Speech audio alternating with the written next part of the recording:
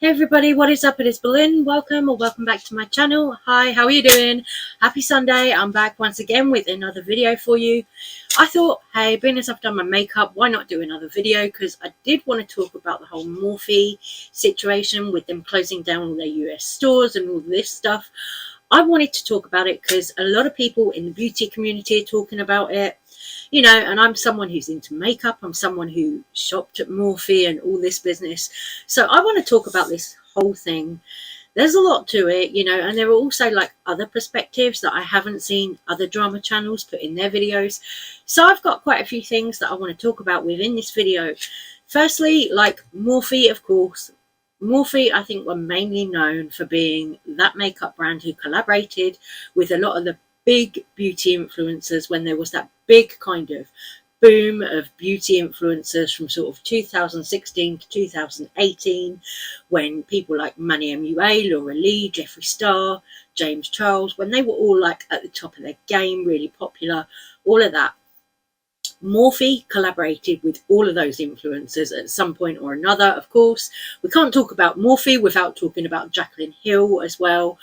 Jaclynhill, of course, released one palette with Morphe to begin with. It was a palette and a brush set, and people went crazy for this particular Jaclynhill Morphe palette, the first one. People went crazy for that palette.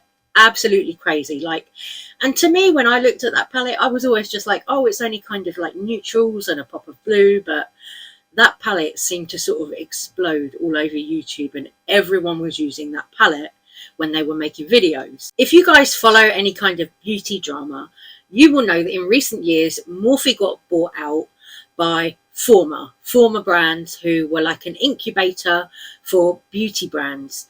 Now, that was what it said in their kind of bio about former. Oh, we're an incubator for beauty brands to help beauty brands grow.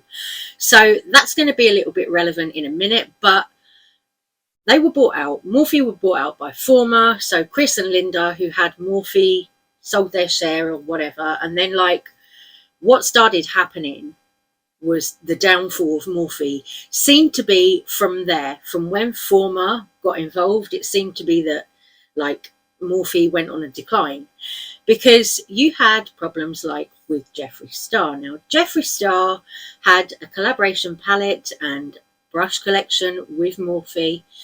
Now, what happened when Jeffree Star and Shane Dawson got in all that scandal together, you know, and people started bringing up Shane Dawson's past, cancelling Shane Dawson, then cancelling Jeffree, digging up a lot of Jeffree's past.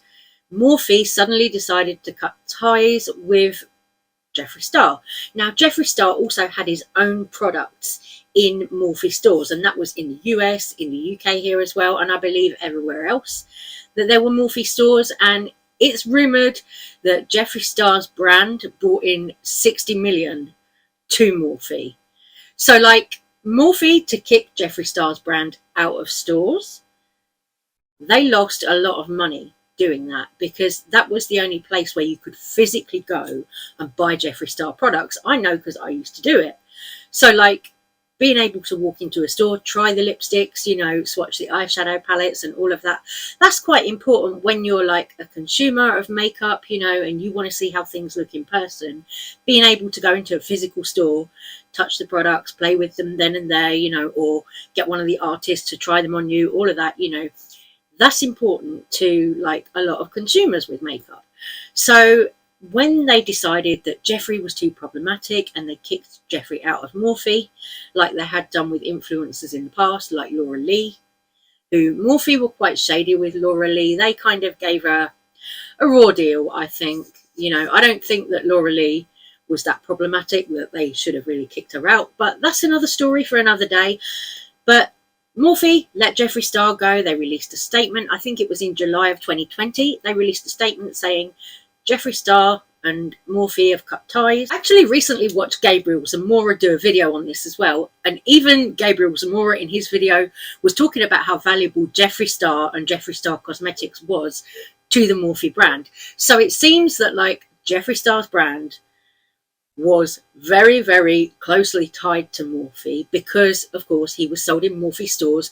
We all saw as well in the Shane Dawson and Jeffree Star series, we all saw where they were, you know, talking about getting the Conspiracy palette out to retailers and all of this. And Morphe wanted the Conspiracy palette to be exclusive to them and all of this. Oh, you know, and there was all this trouble with like, oh, well, you know, don't give it to them as an exclusive. Maybe they've got another influencer's, you know, launch. And it turned out that it was going to be the James Charles mini palette launch. The James Charles palette, of course, was a really big hit for Morphe. But like when they dropped Jeffree Star, something happened. You know, it seemed that the brand were in more controversy than before. You were hearing things like Morphe hadn't paid rent on their stores. Now, if you go on TikTok, there's a lot of employees from Morphe talking about how they've been dropped, how they were going into work on like the 24th of December, finding out the last day was going to be the 26th. So they were getting like a day's notice, no severance pay, or in some case 1 week severance pay or 3 weeks severance pay. They were getting like a really raw deal, and I do feel sorry for all the Morphe employees that got screwed over by that. I really, really do, because that would be like me walking into my job and finding out you've only got like 2 or 3 days left. That's got to suck. Like for a big corporation like Morphe to treat the staff like that, that's bad. You know, that is awful. Morphe, you know, they were that brand that was popular because they were accessible, they were affordable. People could go there and buy brushes at much less of a cost than they could if they went to the MAC counter, for example. I'm not saying they're the same quality, not at all, because MAC, to me, I've had brushes from MAC that last like 20 years, 30 years or whatever, you know, and they still are very good. Morphe, I tend to find the brushes fall apart after like a year or two. Aside from like hanging on to influencers that were really problematic and then dropping those influencers, all of those scandals with Morphe, you had quality issues like with the Jaclyn Vault palettes. I remember seeing people upload videos and things on Instagram about those Jaclyn Vault palettes. If you guys remember those were those 4 individual palettes. One was blues, I think one was greens, one was purples. I think that's what they were. But I just remember, and then there was like one neutral one, and I just remember seeing people upload videos and things on Instagram about how they'd got these Jaclyn Vault palettes. The quality was awful, and about how they found mold and stuff in these palettes. Then, of course, you had the big old hairy lipstick scandal with Jaclyn Hill and Morphe when Jaclyn decided to launch her Jaclyn Cosmetics brand with Morphe. At first, Jaclyn came out saying that this brand was Jaclyn's own brand, you know, all of that. Oh, it's my own brand. It's not a collaboration with Morphe. Then it turned out that Jaclyn had lied. Her brand was a collaboration with Morphe. Morphe were the ones who put the money up behind it and all of this. I remember all that drama when all the paperwork came out about it and everyone was like, oh, well, Jaclyn, you've been caught out. You've been caught out lying, saying that your brand is your own when it's not. It's actually Morphe's brand. It's another Morphe brand with your name on. So Jaclyn Cosmetics are still going. Jaclyn has just put out another product, which is like a brightening powder for under eyes. And I saw that the other day and I thought, oh, well, that's really interesting. So Morphe are closing their stores, but they're still putting out products with Jaclyn Hill's name on. So they've said they're closing all their US stores. They've screwed over all their employees, but they're still able to support Jaclyn Cosmetics. So I'm like, okay, there's something weird going on there. So Morphe from now on, it seems, is going to be like an online retailer, which, okay, fine. But like, I just thought it was weird how they were able to push new Jaclyn Cosmetics products when you've got all of their staff, all of their employees on TikTok saying, oh, I've just been let go. I've just been let go. Okay, physical stores, you've got overheads, rent, everything else, which costs a lot of money.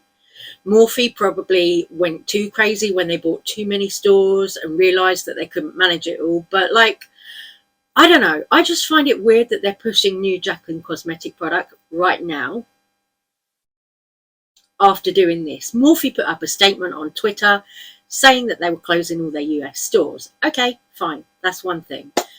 But another thing that I've seen on social media is something else that I've not seen any other drama channel talk about when they talk about Morphe. What I've been seeing is a few makeup artists actually speaking out about Morphe and why it's sad that it's closed.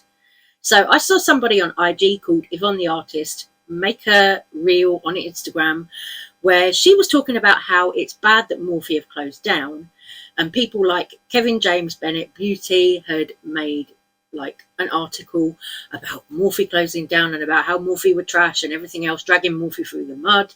Yvonne the Artist spoke about it and said, actually, I don't think it's good that Morphe have closed, because if you think about it, Morphe was also home to a lot of POC brands like Dennis and Myrix, and also, if you think about it, suvabeauty. Great question. I would love to go into another national global retailer, but the decision actually isn't as easy as some may think. There's a lot of considerations that the brand needs to make when deciding to go into a new retailer, and also vice versa, the retailer when deciding to onboard a new brand. Because I started suvabeauty with the money from my own pocket, and I still run suvabeauty with the money from my own pocket because we're an independently run beauty brand, unlike other brands which have a lot of private equity and capital. Some of the things that you do need to consider is RTV, gratis, sampling, VM buildouts, marketing, your time, specific products, exclusivity products, newness, and the timelines of newness. What does that actually mean? It means that you don't receive a PO and then you're just fulfilling that PO. It could be 1 year of conversation, another year of prep, and then, by the third year, then that's when you're actually launching in store or online. And by that time, you could actually be out of pocket or in major deficit. So taking it back to Morphe, Morphe had 50 stores, and for an independent beauty brand, that's very doable to be able to look forward and support that growth. Whereas some of these other national retailers, they have like 1,000+ stores, and for an independent beauty brand to plan for that, you might not be onboarded into, all 1,000 right away, but are you able to support that if needed overnight? We've had conversations with every major beauty retailer you can think of, but these conversations can be lengthy, and it just has to be the right fit and time for both parties. Do I hope Morphe survives? Absolutely, I hope Morphe survives, because it was a game changer in terms of providing you guys, our customers, the most important people, with more accessibility and visibility to our products. And another question that we get is, how did we even get into retail? And to answer that, one of the reasons why we got into Morphe is actually because of Jeffree Star. If you didn't catch the last video, I'm Shayna Azad, CEO and founder of suvabeauty. And if you want to learn more and stay updated from the perspective of a beauty brand, then comment below. Suvabeauty. So suvabeauty, that's the CEO of suvabeauty, who make all these cool wet liners. They make wet liner palettes, all this stuff. I actually really like this brand. I've used this like a few times when I've done makeup and stuff, and I love this. They were like the first brand I saw that had these like really bright neon wet liners. So it was quite exciting to like walk into a Morphe store, see this brand in there. It's a female POC owned brand. And now they've lost a lot of business because Morphe stores are all closing down. Then you've got like the pandemic and the whole effect that had on the beauty industry. Beauty sales aren't what they were before the pandemic. No way. You've also got the fact that like people are starting to downgrade from buying more premium brands like Lancome, Estee Lauder, and they're looking for like more affordable alternatives, which is what like Morphe used to, I feel like, provide for people, because the price point of their brushes was much more affordable than, high-end stores and all of that. So I get what these retailers are saying. It's sad for the retailers that are losing out. It's sad for the employees that are losing out and not getting any severance pay and all of this. It is sad.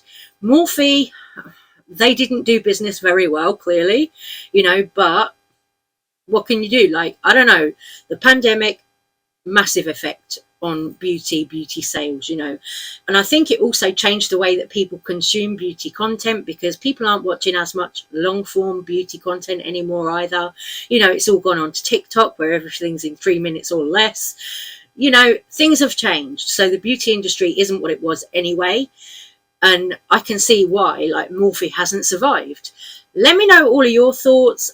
I'm going to say take care, stay safe, stay well, and I will see you guys on the next one.